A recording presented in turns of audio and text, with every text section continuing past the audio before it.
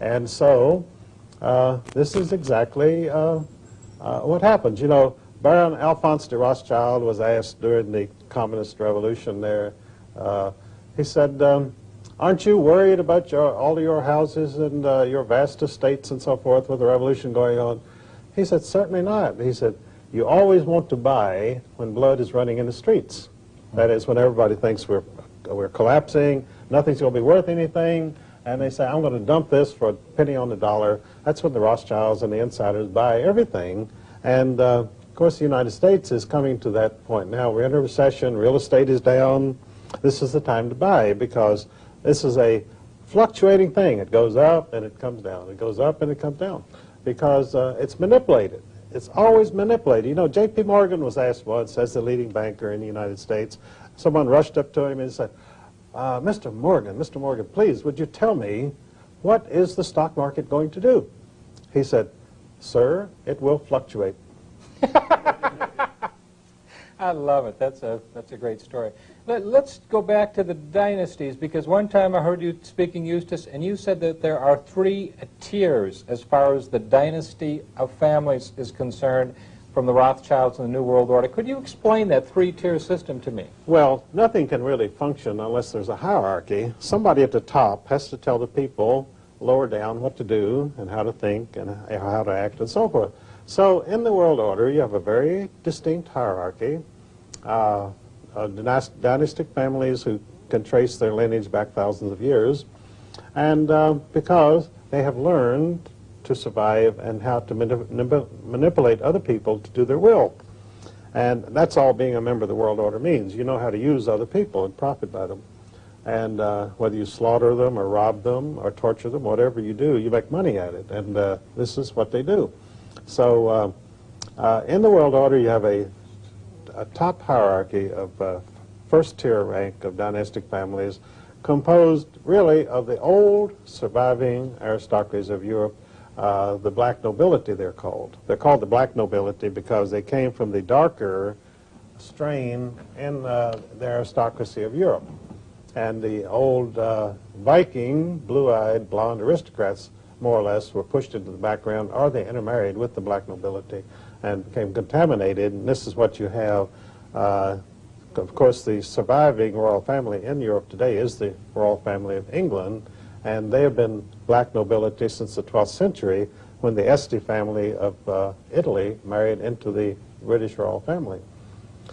So the first rank, first tier is the old aristocracies of Europe plus what they call their Hofjuden, which are the Rothschilds and families of that nature, who are able to raise money for them and keep them functioning.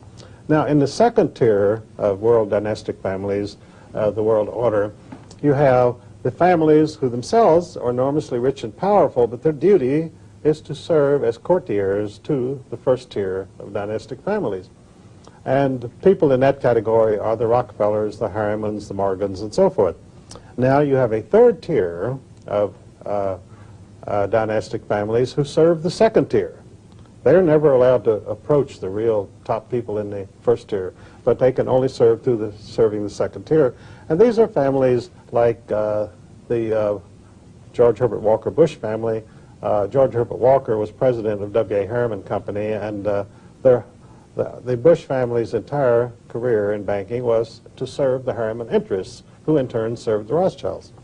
So that's why I began to use the term about Bush as a dynastic family in the world order of the third tier. And it was picked up, and I see it popping up everywhere. They say, George Bush is a third tier family. They don't even know what they're talking about. They don't explain it because they don't know how to explain it, but that's at least it. Much of my material, by the way, Bob, I see popping up all over the place because it goes into the system and it's sort of piped in and begins to be picked up by people. For instance, columnists like Pat Buchanan and James Kilpatrick, every once in a while they'll pick up something of mine. Pat Buchanan had a column not long ago in which he denounced the Trotskyite wing, the neoconservatives of the Republican Party, which I had been speaking about publicly for about 5 years, and which I describe in my book of The Rape of Justice. I give you the whole story about that takeover.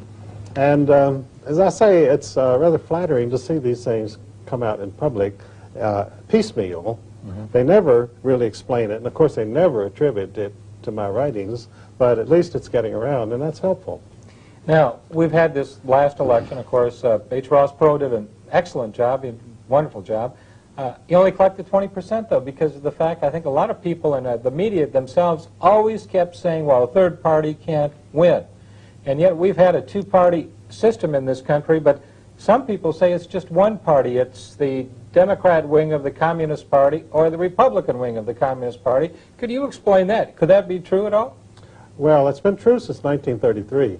You see, you had a man in a wheelchair running for governor of New York named Franklin D. Roosevelt, Delano Roosevelt, and he was the grandson of the most successful opium dealer in Hong Kong named Warren Delano.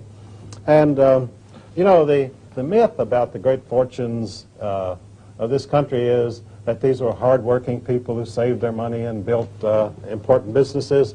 The fact is, most of the old family money in this country came from dealing in drugs and dealing in slaves, the slave trade and the world opium trade.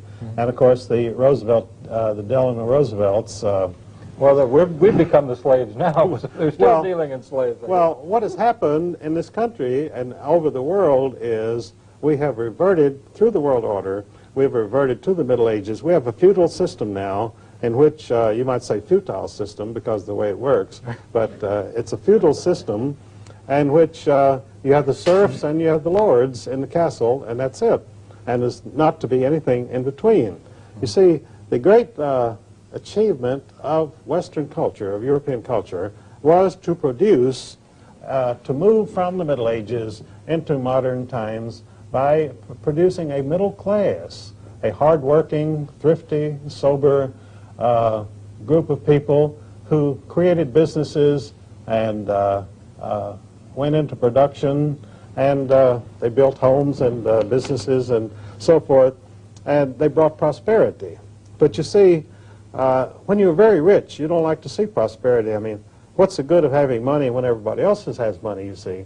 So the world order, they want to see everybody poor. Then they can control them, is that it? They can control them, and also it's much more satisfying to have a castle and a yacht if you know that all the peasants down there will never have these things and compete with you, you see. Right. So